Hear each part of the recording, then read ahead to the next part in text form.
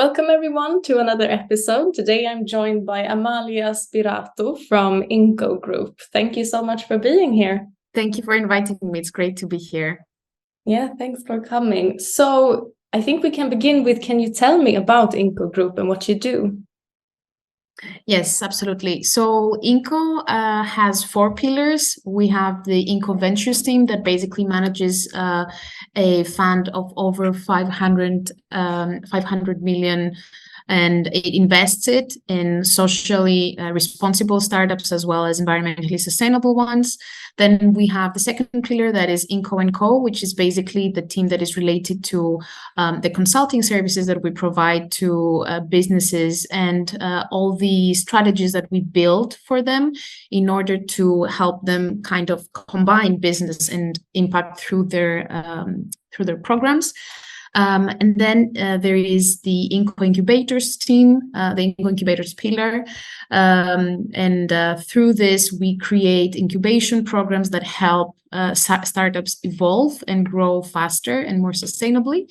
And last but not least, we have the Inco Academy arm that is basically, it consists of all the trainings that we have and we deliver to individuals, aiming to reskill or upskill them in order for them to get a better job or get a new job if they're unemployed. And me personally, I'm the Inco Academy director. So I'm responsible for a few programs that we run under Inco Academy. And I'm also working on a more strategic level for the group. And the past year, I have been more involved with one of our biggest programs that I'm very happy to have led for more than a year. And also, I'm very proud of it.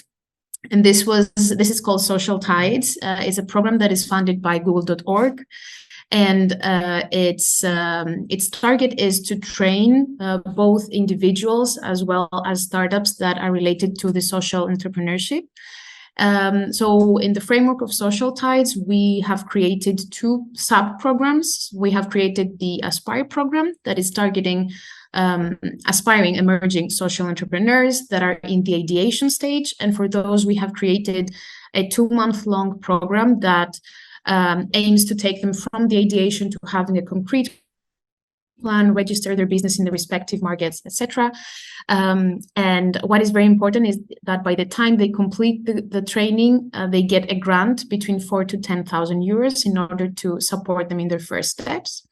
And the second program is the Grow one, that is targeting the already active startups in the social entrepreneurship field. And for those, the program is 8 months long, and we're helping them go from the minimum viable product towards product market fit, and ideally even beyond that. And for those, whoever completes the training gets a grant between 40 to 100,000 euros. And one last thing that I think is very important to mention for this program is that the Aspire program is completely localized in the needs and the language of the focus markets of the program, which currently are France, Germany, Italy, Spain, Slovenia, Poland, Greece, and the Netherlands. Whereas the Grow program is a pan-European one run in English in order to bring basically social entrepreneurs from across the European region together and help them exchange and support one another as well. Okay, that sounds really great. I have a lot of questions right now, but I think we can begin with, like, how do you find the right startups to join you then? You mean for the Social Tides program specifically? Yeah. So this is really depending on the country. We have an open call for applications for each cohort, and depending on the market, we try to localize as much as possible our approach.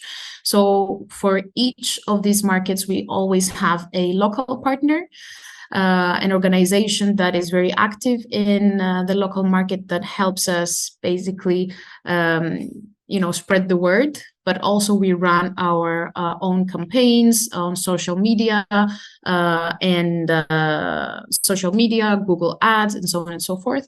But we also try to team up with organizations that are really related to sustainable development goals. So in the respective fields that the sustainable development goals fall under, we try to find the right organizations that kind of act as the let's say the basis of the information that all people search. So far, even though it has been a quite generic approach, we have been finding some really good startups, and in some cases we also have seen that there are startups that have been suggested by some people that are related to the program, and they know the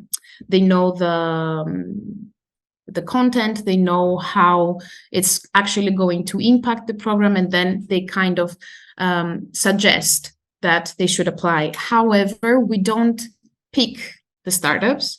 So we have this open call for applications, and then we don't accept them all. There is a specific process that we go through, and the process is that we do the first eligibility check internally with my team within Inco, and then the eligible ones are sent to an external jury that is being managed by our partners, by our European partners, which is Euclid Network. And basically, the jury reviews all the applications and gets back to us with a very concrete list of the selected people. So this is the process behind the selection process, let's say, for Social Tides. Yeah, I'm curious about when you say sustainability, do you mean it in a broader sense than just like environmentally friendly, or is it business sustainable? Can you elaborate on that?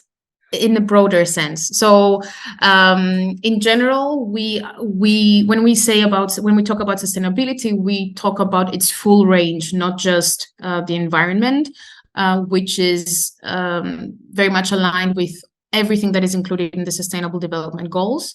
However, there are some cases like the Greek cohorts case where we really wanted to focus on the green solutions, so the solutions that are related to the environment, because we have noticed that this is something that the country hasn't really been exporting, let's say, in the cases of ideas. Yeah, no, definitely. And it's very much needed. So there is always need for new ideas in this sense. For sure. But in terms of the duration of the program, how do you decide that? So in general, it depends per case, and it depends on the content we want to deliver. It depends on what the goal of the program is. And of course, it depends on the stage that the startups are in. This is why I mentioned that we have two sub-programs in Social Tides. One is 2 months long and the other is 8 months long, because the thinking behind was that someone that is in the ideation stage would benefit more from something that is more intensive, from something that keeps them really active, because it's the very first steps that they need to take for their own to help their business get off ground. And at the same time, for the already active startups, the ones that really they have gotten in the market and they have to face all the challenges, they have to remain viable and to even of course earn their income through them. We didn't want to make something as intense because it wouldn't be a sustainable program. And we were thinking when we were creating the program that we don't want it to be an additional burden on their shoulders, but rather a place where they can exchange with the Inco team, but also with other social entrepreneurs that are roughly in the same stage. And we wanted it to be a program that will adapt to their needs and will adapt to the stage they're in. So these are the perimeters that we had in mind when we decided on the duration of each of the sub-programs for social tides. And can you, like, I know that you have different durations of the programs, but if you can share what happens on a monthly basis in the different programs. Sure. So for the growth program, there is a variety of things that is happening. So of course we have around two roughly, I would say, sessions, live sessions per month. We try per month to have a kind of a specific theme that we cover. So each month is dedicated to a specific broader theme, and then we try to break it down into smaller parts through 2 live sessions. And then we have specific assignments related to this theme. So the assignments are stated in such a way that the participating teams can really adapt it to what, you know, they were actually working on and what they need in order to develop their startups further. And on top of it, we have mentorship sessions, and we also have peer-to-peer mentoring, which has been even more valuable than what we were aspiring it to be. Because we know we're trying to combine the participating teams, either related to the SDGs they are working on the sectors they're working on, you know, countries. So we're trying to have different combinations, and each combination is bringing out a different result and value for the participating teams. So roughly these are the 4, let's say, things: live sessions, mentorship sessions with the mentors that we allocate to the teams, because when the teams enter the GROW program, we do a needs assessment. So we have a clear view of exactly where they are, exactly what they need, and then we're able to find the right mentor for them. Peer-to-peer mentoring and the assignments that they have per theme. That's for the GROW part. I don't know if you want me to go into the Aspire part, but it's basically kind of the same, but on a weekly level, let's say. Speaking of mentors, how is the process of choosing the mentors? Like, how do you go about it, and how do you know if they're right or not? So for the mentors, we have 2 approaches. 2.5 maybe. So the 2 approaches, the 2 concrete approaches that we have is that they're either handpicked, and in parallel we also have an open call for mentors. This of course does not mean that everybody who applies to be a mentor will be accepted, because, you know, there needs to be a specific level of expertise depending on their topic and way of working, let's say. So the handpicked ones, of course, we are trying to source people that are experts in their fields, and people that we know are really aligned. Their knowledge, their mentality, and the know-how that they have is really aligned with the input that we have from the teams from the needs assessment, the initial needs assessment that I mentioned. And it's kind of the same after a point through the open call that we have for mentors, that the open call is a way to do this organic, let's say, sourcing, and then we filter through actual, you know, discussions with them if they would be a good fit to be a mentor in the program, and if so, what would be the best combination. And to explain the 2.5 that I said, this is related to the Aspire program, because we really think that being able to also source your own mentor is quite critical after a point. And, you know, as you change the stage of your project, you might need a different mentor. So this is also something that we provide concrete guidance on how the entrepreneurs, the aspiring, especially entrepreneurs, can source their own mentors. So we provide a guide, some, you know, do's and don'ts, and of course we're there to support them in sourcing the partners. But we really encourage them after a point to do it themselves, also in the sense of networking, let's say. And to completely answer your question about how we ensure that it's a good match, basically what we do is that